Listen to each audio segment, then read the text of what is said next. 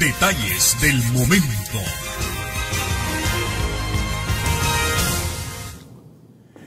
Muy buenos días, amigos televidentes de Detalles del Momento. Qué mañana más fresca, qué mañana más sabrosa.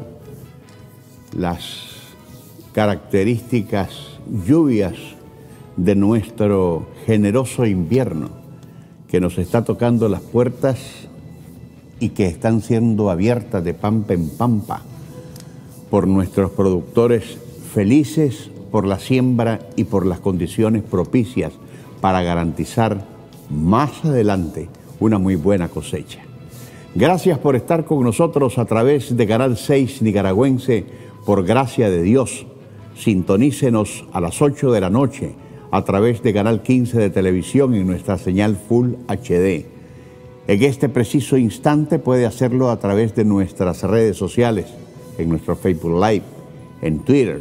Más tarde, de la comodidad de su oficina o de su hogar en la hora que usted así lo desee, hacerlo también desde nuestra plataforma en YouTube. O en horario vespertino, de 4 a 5 de la tarde en la poderosa señal de Radio 800. Quiero arrancar el programa de hoy extendiendo mi más sentida condolencia, indudablemente, a la gran mayoría del pueblo de Masaya. Se ha ido a partido, se ha adelantado al viaje, a ese viaje inexorable en el que en algún momento, más temprano o más tarde, vamos a tener que emprender todos. El viaje que ha emprendido Orlando Noguera, alcalde de Masaya. Para ese pueblo inmensamente laborioso, ese pueblo esforzado que recibió de manos de la administración de este alcalde gigantescas, visibles, importantísimas y estratégicas obras de progreso, mi más sentida condolencia para su familia, para sus hijos, para todos aquellos aliados que dentro del partido Frente Sandinista de Liberación Nacional hoy están sintiendo la partida de este gran varón. Felicidades también en este programa a todos los médicos, a todas las enfermeras del país. Ellos son nuestros héroes. Ellos son quienes están sosteniendo una batalla perseverante para luchar contra esta pandemia que está afectando al mundo. Y a esos héroes, a esas heroínas, que involucra médicos, enfermeras, gente que trabaja desde el punto de vista del aseo, los laboratoristas, todo lo que comprende el sistema de salud, nuestras felicidades y nuestro reconocimiento. Porque uno lo escucha de toda la gente por donde uno anda. Privilegiar esa labor tan arriesgada que hacen los médicos respondiendo al juramento hipocrático que algún día hicieron. Y tenemos que ser condescendientes en ese sentido para nosotros también incorporarlos a esta lucha, porque esto no es un asunto solo del gobierno, solo del sistema de salud del país, de los médicos, de las enfermeras. Lo es también de nosotros. En varios sentidos. El primer sentido es que tengamos plena conciencia de lo que es la previsión. Usted use mascarilla. No ande por doquier sin mascarilla. Aquí tengo la mía. Únicamente no la uso en tanto esté haciendo aquí el programa, porque no me facilita necesariamente el poder conversar directamente con usted frente a frente, ni que usted me escuche con la claridad, la dicción que corresponde. Pero aquí está mi mascarilla.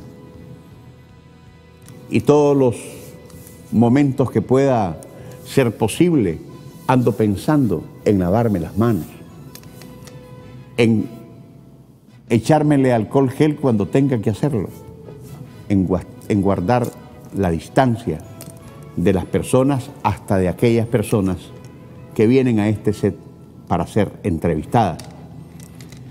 A las personas a las que me encuentro en los supermercados, en las tiendas, por donde ande, o cubriendo alguna actividad periodística, la distancia prudente.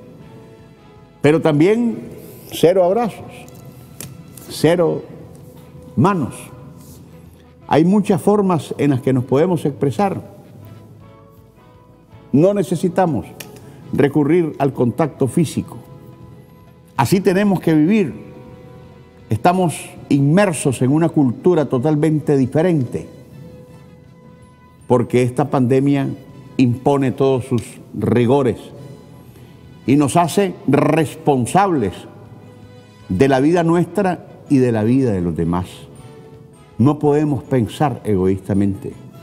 Tenemos, por el bienestar de nuestra familia, de nuestros seres queridos, entender que esto no respeta ni pelo, ni color, ni tamaño, ni peludos, ni a pelones, ni a gordos, ni a flacos, ni a jóvenes, ni a viejos, ni a niños, ni pubertos, ni a ricos, ni pobres, ni a gobernantes, ni a gobernados.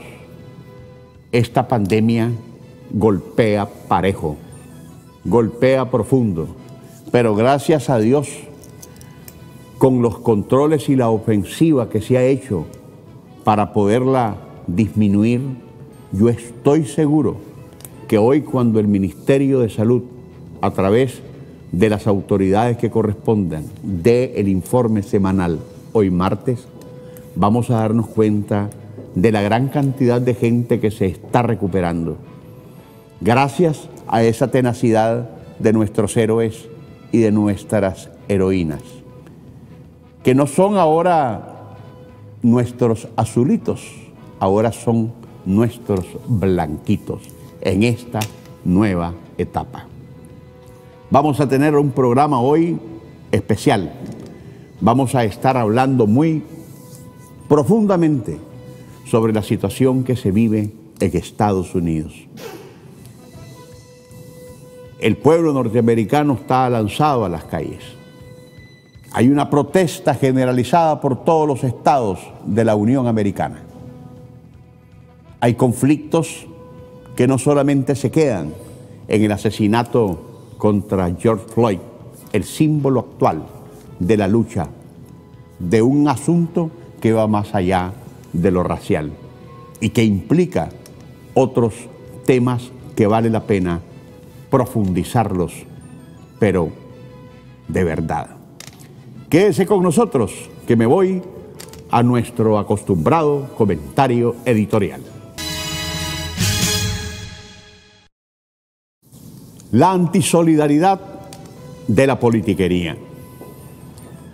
Una cosa es hacer política y otra ser politiquero. La política es arte, es ciencia, es encontrar salidas a los tranques, soluciones a los problemas. Es ser tan pragmáticos como tener los pies bien puestos en la tierra, para no perder el norte. La politiquería es todo lo contrario, es amorfa, carece de sentido común, es una pared contra la que la gente buena estrella sus ilusiones, es cultivo de controversias, es un cachinflín que se dispara sin saber para dónde va y ante todo es miserablemente hipócrita.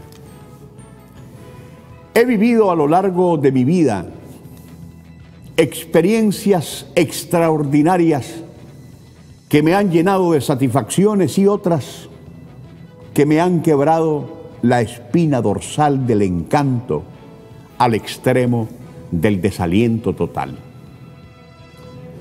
Por decisiones que tomé desde muy joven o por los avatares y circunstancias del destino, me he involucrado en tantas cosas en el campo de la política y de la politiquería, que terminaron siendo la mejor universidad de mi vida, de mi existencia, porque me permitieron determinar con solo observar quién camina cristianamente en los zapatos de la nobleza y quién en los espinados caites del diablo. En la vida uno no nace aprendido, porque siempre vamos haciendo la ruta andando, y en ese caminar nunca dejamos de aprender. Por muy viejos que nos volvamos, pero de jóvenes, dependiendo de los nutrientes que hayamos sido capaces de absorber, de los valores con que formaron o nos formamos, creemos desde la nobleza ingenua de la sangre noble que nos será fácil conquistar el mundo, que todas las personas a las que nos acercamos o se nos acercan son buenas, y muchas veces, aunque de nosotros haya salido entregarnos por entero a una causa, a un ideal, no faltan aquellos que con pretensiones de líderes te utilizan. Aprovechándose de tu candidez, te manipulan como marioneta, te exaltan, te dicen que eres la mamacita de Tarzán, que sos el mejor, que no hay nadie como vos. Y todo ese bla bla, todo ese guiri guiri, para que sin chistar, uno creyendo en la franqueza de esos halagos, sucumba al verdadero interés de quien canta como sirena con la intención de embrujarte. Esta escena o pasaje, estoy seguro que no les ha pasado a pocos. Muchos lo sufrimos en carne propia. Sucede en todos los estamentos de la vida.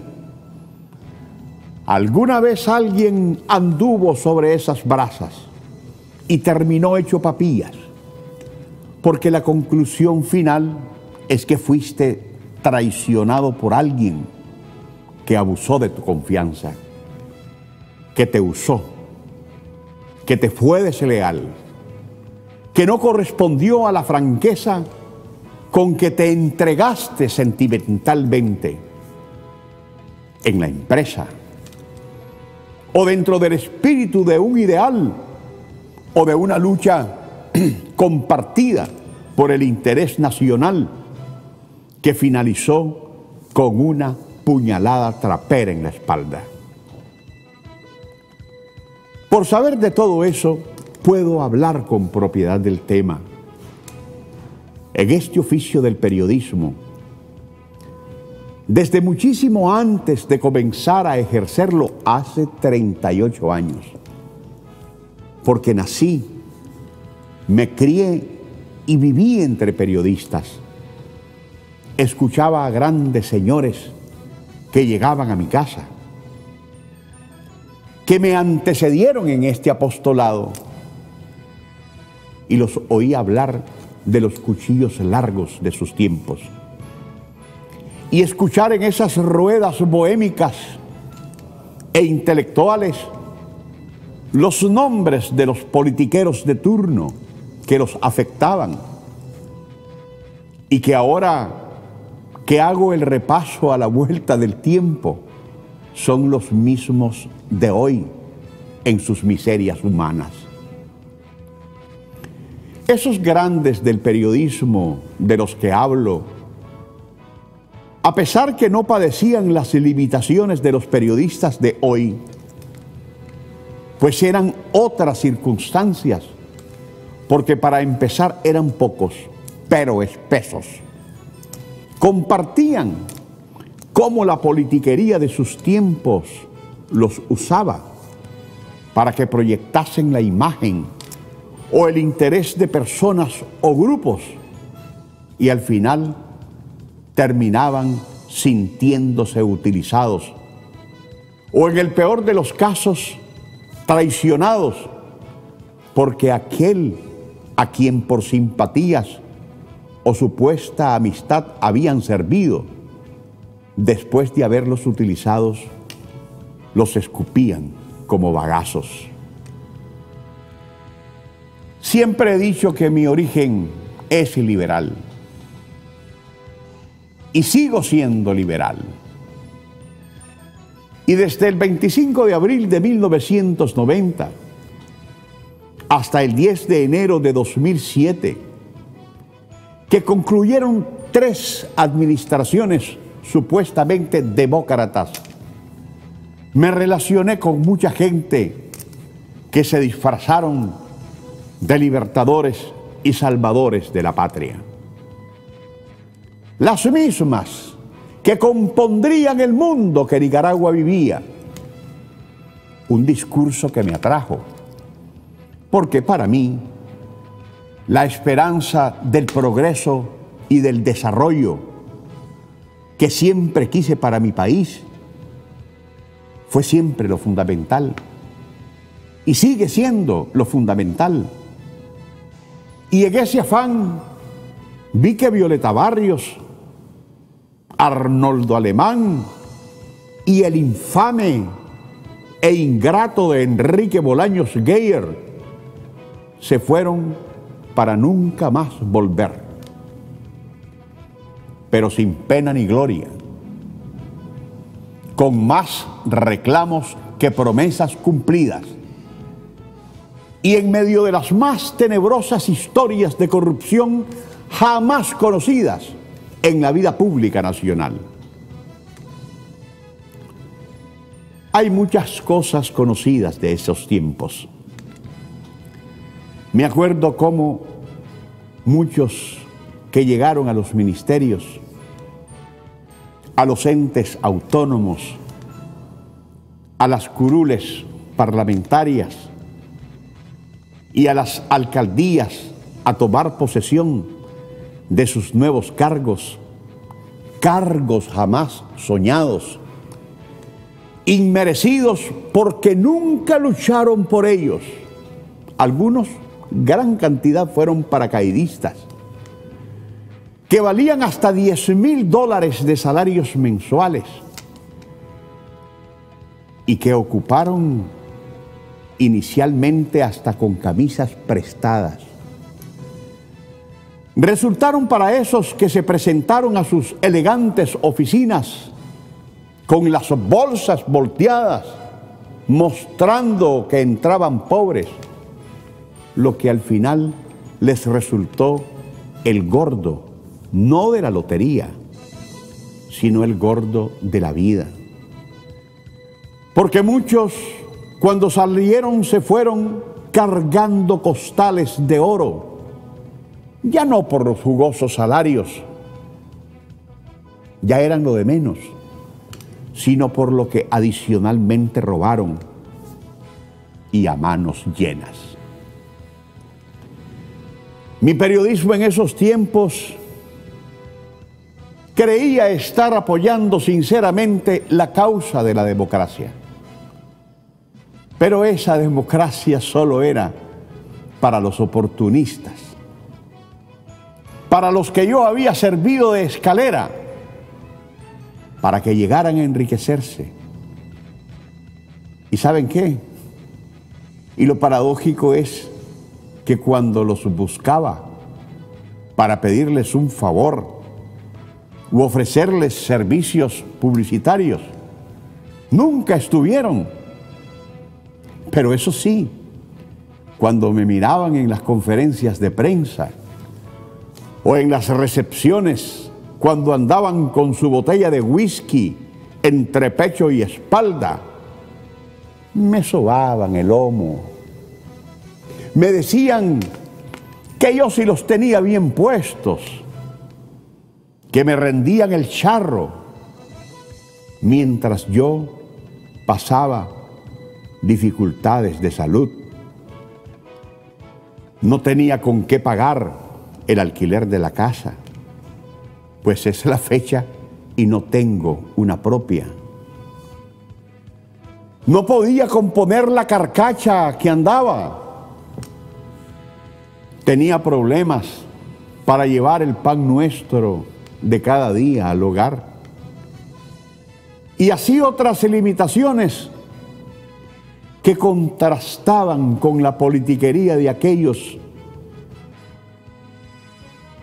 que nos usaban a los periodistas para el interés de sus ansias de poder y al final no te volvieron a ver.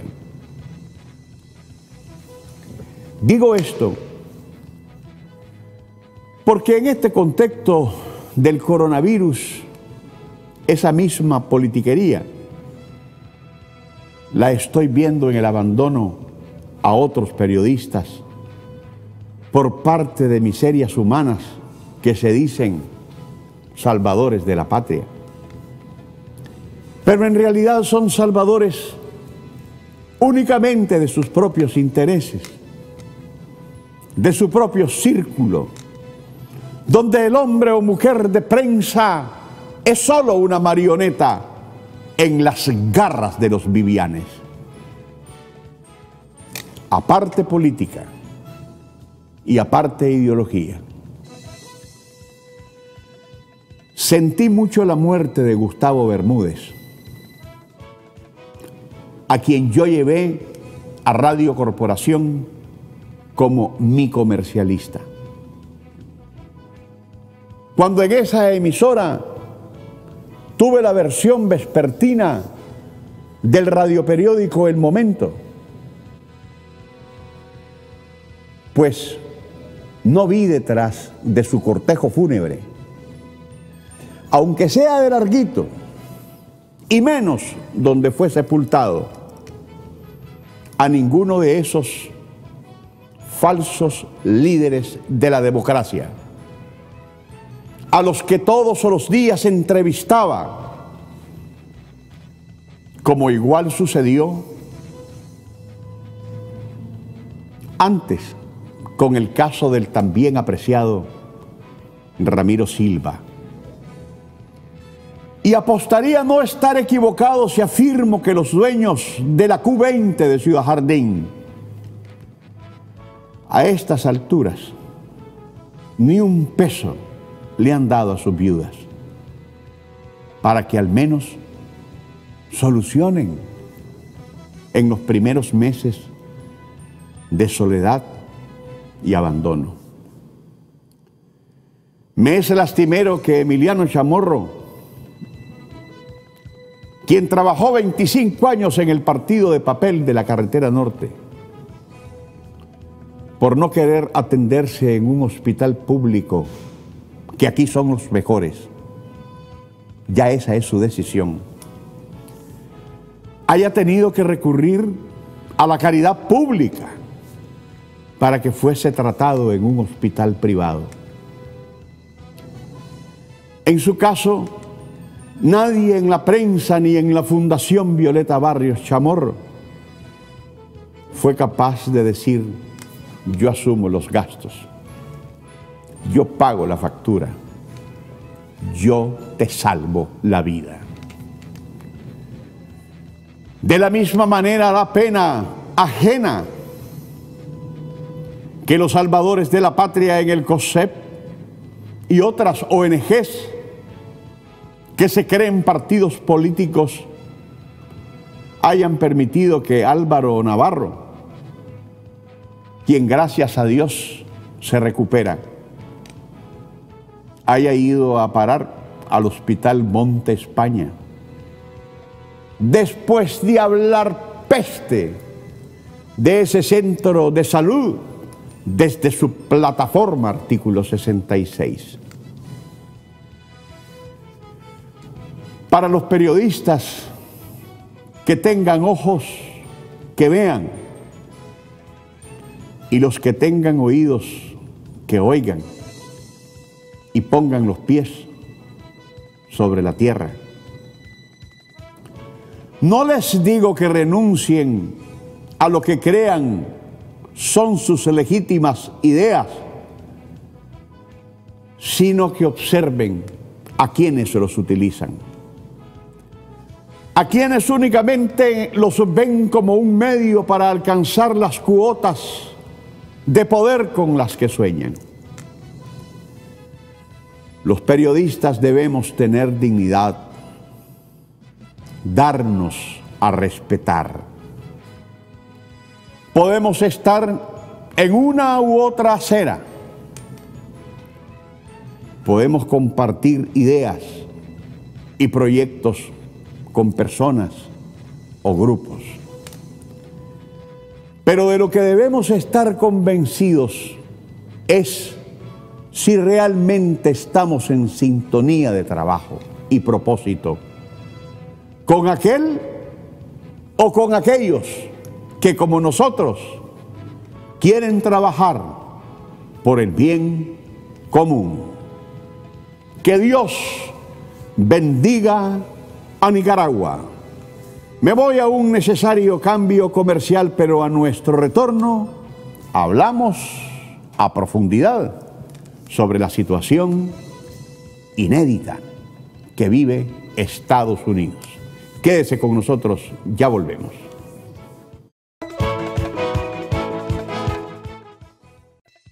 Gracias, amigos televidentes, por continuar con nosotros. Antes de entrar en materia, permítanme agradecer a los colegas de Visión Sandinista por el envío de la última edición de esta revista que contiene importantísimos datos. Hay mucha información que compartir y que leer en esta revista. Muchísimas gracias y éxito, muchachos. Yo no sé si sea nuestra generación la que hoy pueda tener ese inmenso privilegio de contemplar la caída del imperio norteamericano,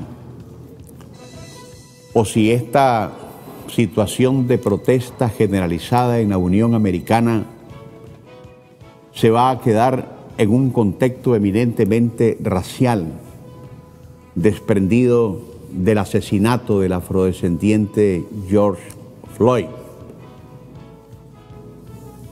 ahorcado, asfixiado, la última autopsia realizada a este emblemático personaje que ahora es la bandera de lucha de lo que Donald Trump considera el antifa, los antifascistas, por algo le llamará así Donald Trump, vaya a quedar reducida solo a ese aspecto. Pero lo cierto es que estamos siendo testigos de una inédita reacción por parte del pueblo norteamericano extendido a todo su territorio. Ayer hablábamos que eran 26 ciudades. Hoy estamos hablando de casi la totalidad, no solo de sus estados, sino que fuera de sus fronteras. En Italia, en Canadá, supimos de reacciones respecto a todo esto que está pasando en los Estados Unidos. Y escuchamos también furibundas, lógicas y acertadas reacciones de la vocera del gobierno ruso, decir que Estados Unidos perdió toda autoridad para hablar de los derechos humanos a cualquier persona en este planeta. Pero las protestas por lo que está pasando y que hizo reaccionar a la comunidad negra, a la que se unieron también todas las otras razas, incluidas la raza blanca, en desprecio por la actitud policial que se ha lanzado incluso contra pobres ancianos, vapuleando, reprimiendo increíblemente Un escenario que jamás pensó Estados Unidos podía llegarle a suceder. Pues bien, a partir de este domingo, las protestas se radicalizaron. Algunas violentas que fueron estimuladas por la represión policial y generaron una reacción furibunda de quienes marchaban pacíficamente demandando un verdadero castigo, no solo para el policía que le puso la rodilla a George Floyd, sino para los otros 3 policías y para el caso del policía que asesinó a George Floyd, al que le quisieron tipificar el delito como homicidio en 3er grado. Demanda la comunidad, la ciudadanía, el pueblo norteamericano que se cambie eso y se le tipifique como asesinato. De hecho, la autopsia privada hecha a George Floyd, además de la que le hizo el centro clínico donde llegó muerto, manifiesta que murió finalmente víctima de un infarto por el sometimiento que el policía hizo de su humanidad. Y eso ya cambia las cosas. Pero toda esta situación que desembocó ayer en una represión impresionante comenzó cuando la Casa Blanca se apagó. Pareciese el título de una película de la vida real, cuando la Casa Blanca se apagó. Fue tal la cantidad de gente que fue a protestar frente a las barbas de Donald Trump, que el presidente de los Estados Unidos tuvo que ser resguardado en los sótanos, en el subterráneo de la Casa Blanca, y la Casa Blanca apagada totalmente. Nunca había sucedido. Y con este video quiero empezar este reportaje, este programa a fondo sobre lo que está pasando en los Estados Unidos. Donald Trump resguardado en el búnker tras las protestas por el asesinato de George Floyd.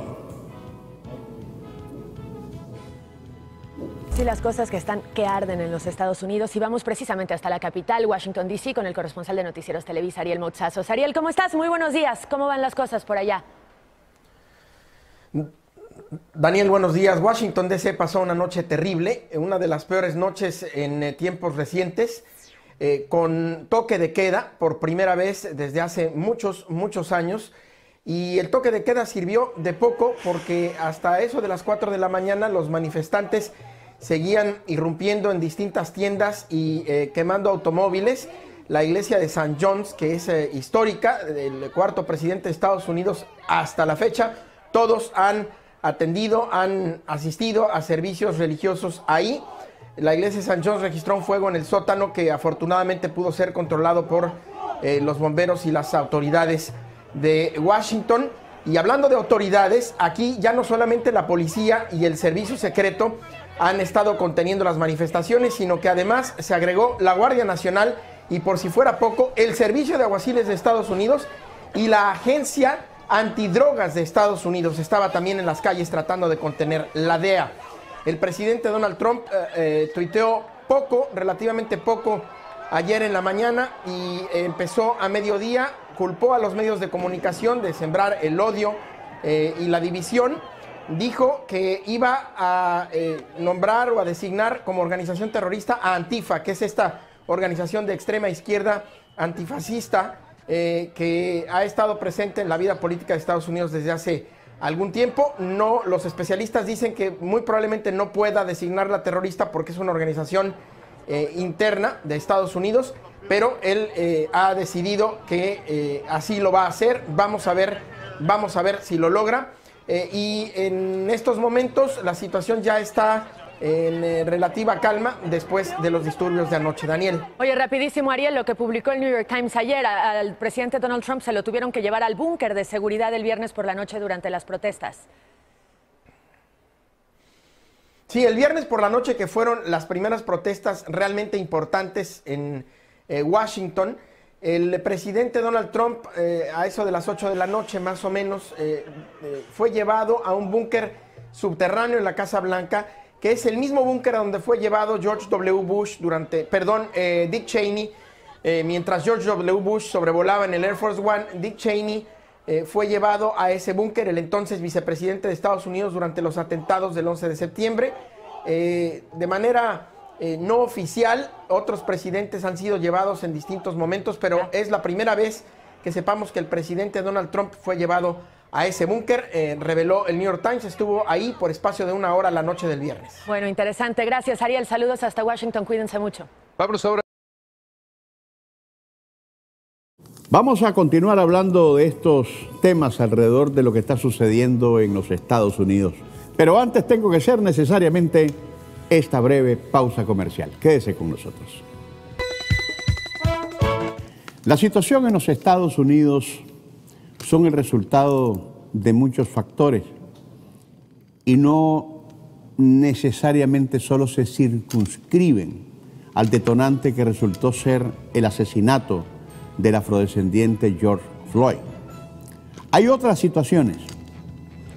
Hay cualquier cantidad, millones de desempleados en los Estados Unidos por una situación que viene a agravar la pandemia en ese país.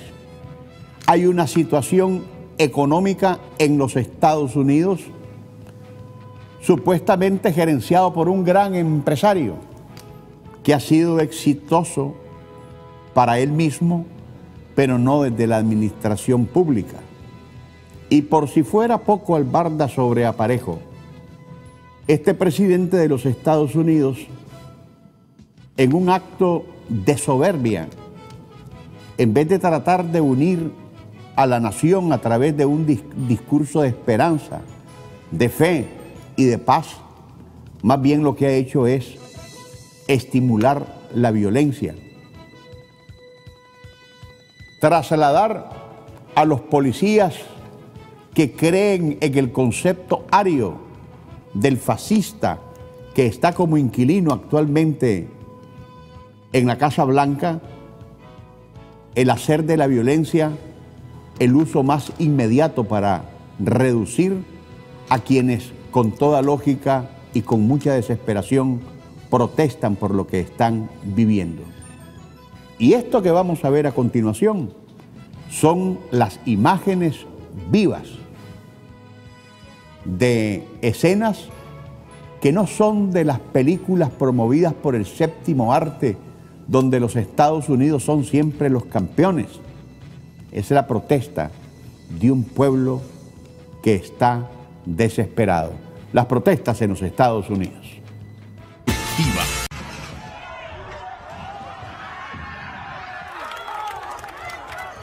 Así fue la cuarta jornada de protestas a lo largo y ancho de Estados Unidos. Miles de personas salieron a las calles para exigir justicia frente a la muerte de George Floyd, afroamericano que falleció el pasado lunes en medio de un abuso policial. Fueron cientos, miles las pancartas contra el abuso policial, otras con el Black Lives Matter, la vida de los negros importan. Otras de ellas con el nombre de George Floyd, que a estas alturas es más bien una consigna, una que retumbó en las calles de Estados Unidos. George Floyd. George Floyd. George Floyd. En Minnesota, el epicentro de las protestas, se ignoró por completo el toque de queda, pese a los 500 efectivos desplegados en el lugar para restablecer el orden. El fuego se tomó por cuarta jornada distintos puntos de la ciudad, donde hubo saqueos, destrozos y enfrentamientos entre los manifestantes y la policía. El gobernador del estado de Minnesota anunció la movilización total de la Guardia Nacional con 1000 efectivos adicionales en protestas que, según él, han propagado el caos. No se trata de la muerte de George, no se trata de inequidades que eran reales. Esto se trata del caos que se ha causado. Abuso policial que estremece a los Estados Unidos con manifestaciones en todo el país y con una violencia desatada, dejando la noche de este viernes 2 fallecidos, un joven de 19 años baleado en Detroit y un agente federal en Oakland, California. En Atlanta se registraron barricadas y destrozos a las afueras de la sede de la cadena CNN, luego de disputas entre manifestantes y policías. La capital estadounidense no quedó exenta de la furia. A las afueras de la Casa Blanca, donde manifestantes detuvieron el tránsito y más tarde se registraron choques con agentes del servicio secreto. Momentos antes, en Nueva York, cientos de personas se manifestaron por la muerte de Floyd y por otros afroamericanos como Eric Garner, quien en 2014 murió a manos de la policía. Este viernes fue su madre quien exigió justicia. No nos quedaremos sentados mientras matan a nuestra gente. Vienen a nuestros vecindarios, brutalizan, aterrorizan, nos asesinan y luego es barrido debajo de la alfombra.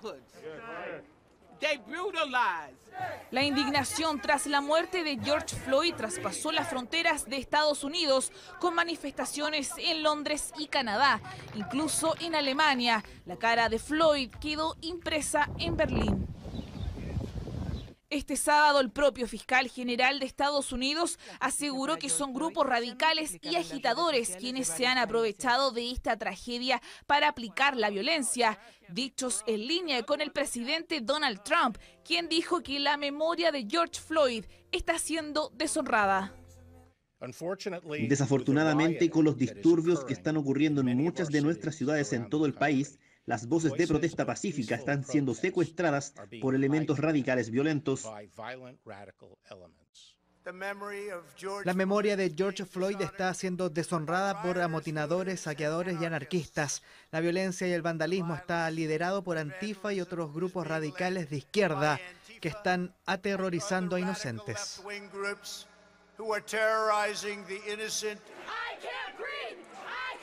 Este sábado, cientos de estadounidenses volvieron a las calles en una quinta jornada de protestas, porque independiente del color de la piel y del sexo, son miles los estadounidenses quienes exigen justicia por George Floyd y quienes también fueron víctimas del abuso policial. Contra toda esta barbarie, miles de ciudadanos se fueron a apostar en los muros, en las rejas, en las verjas, como le quieran llamar, de la Casa Blanca. La Casa Blanca que desde la política exterior norteamericana ha pretendido ser vendida como el centro y paradigma de la democracia.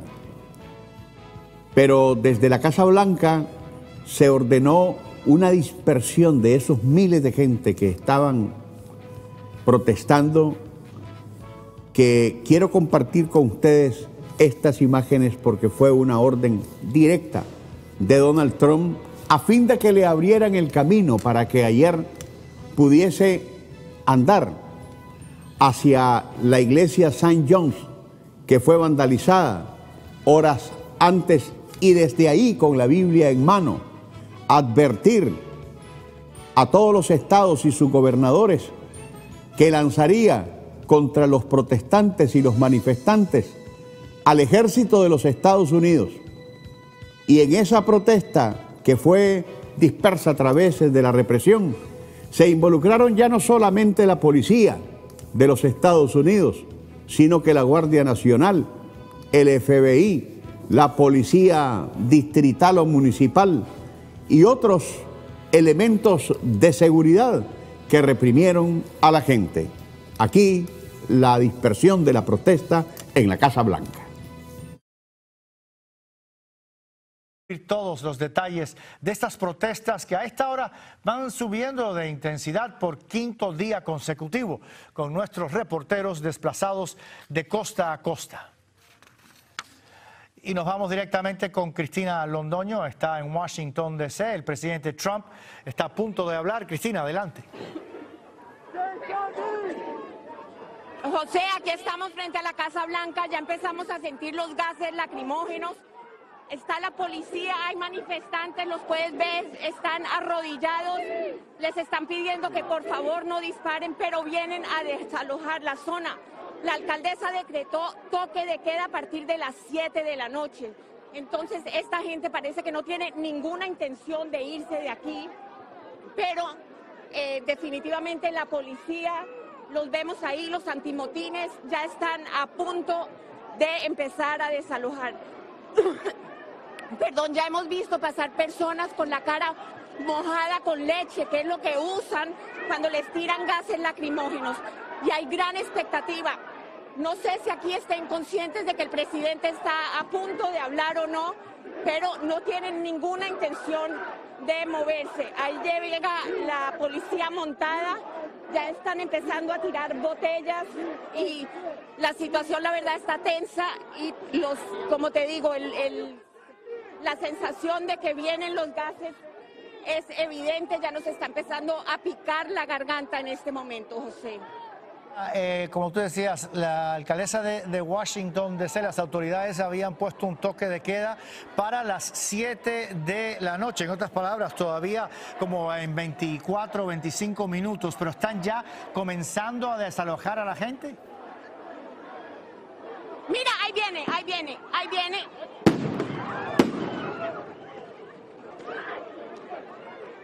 Ahí estamos oyendo. Esos son los estallidos, José. Esa es la manera en que empiezan a desalojar a la gente. Son bombas de goma las que están tirando en este momento. Están tirando bombas de goma. Vienen las autoridades y nos están empujando. Aquí tenemos que irnos moviendo poco a poco. Cristina, no hagas absolutamente nada que no sea protegerte a ti y a tu equipo de Noticias Telemundo en estos momentos. Vamos con Cristina. Vamos con Cristina. Pongan las imágenes. Estamos tratando de salir de acá.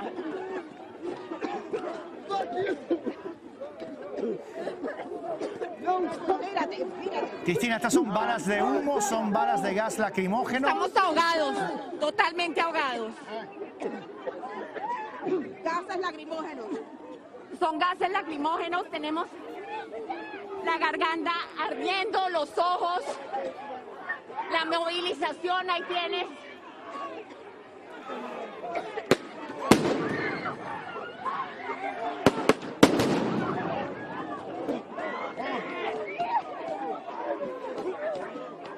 Cristina, estamos hablando de que estás literalmente casi a una manzana, media manzana de la Casa Blanca. Ese es el Parque Lafayette a la izquierda de la televisión, ahí donde están los policías. Ese es el Parque Lafayette y detrás de ese parque está la Casa Blanca de los Estados Unidos. Ahí estamos. Me acaban de dar un perdigonazo en el brazo.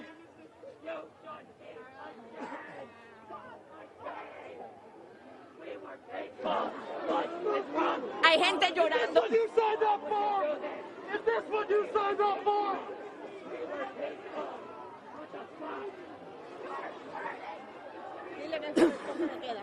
Estas son imágenes a punto en de vivo entrar de el toque nuestra de queda. Acabo de sentir un perdigonazo en el brazo. No sé qué fue lo que me pegó. A mí me dieron aquí, ¿lo ves? También el equipo de Noticias Telemundo ha sido agredido, ha sido impactado con algún tipo de proyectil. Cristina, ¿tú me escuchas? Aquí la gente llora, está desesperada. Le están gritando a la policía que ellos estaban manifestándose totalmente en paz. Se le están acercando a los agentes y les gritan, yo estaba en paz. Mira, como ahí se puede ver esta mujer, la puedes ver, Edwin, ahí. Le dice, estábamos en paz, nosotros no estábamos atacando a nadie. Muchos están llorando, no se puede respirar, estamos con la garganta de verdad que ardiendo. ¿Tú ves lo que me dieron aquí? Edwin, mi camarógrafo, tiene una herida en el brazo. No sabemos qué es. Y ahora otra vez empezamos a correr porque viene otra vez la policía montada.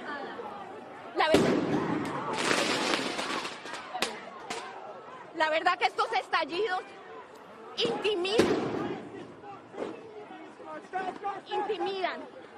intimidan los estallidos.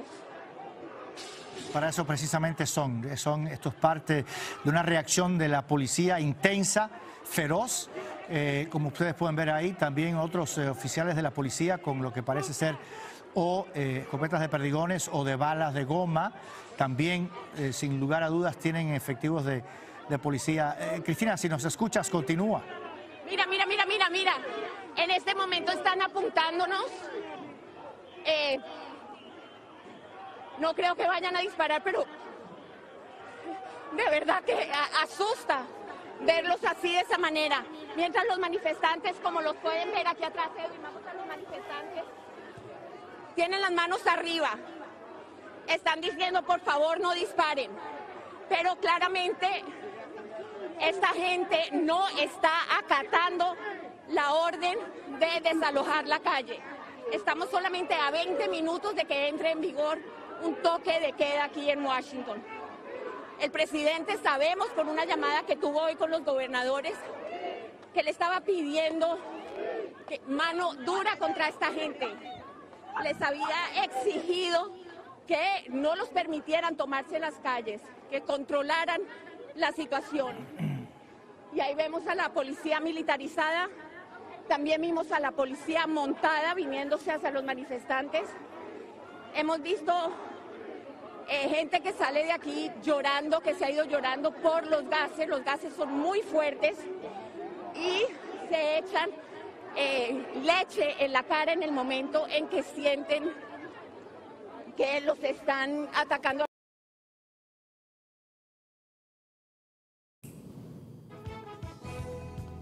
Parece película, no, es la vida real. Está sucediendo en Washington, está sucediendo en la casi totalidad de los 52 estados de la Unión Americana. Está sucediendo en la capital de la democracia en el planeta. Todos sabemos que en esta etapa de las protestas raciales empezó con la muerte, con el asesinato de George Floyd. Sabemos cómo, pero la autopsia ahora revela el porqué. Corre video y con esto me despido hasta mañana, si Dios así nos lo permite. Pues el corazón de esta protesta, hoy la familia de George Floyd hizo un emocionado llamado de paz justo en el lugar donde lo mataron.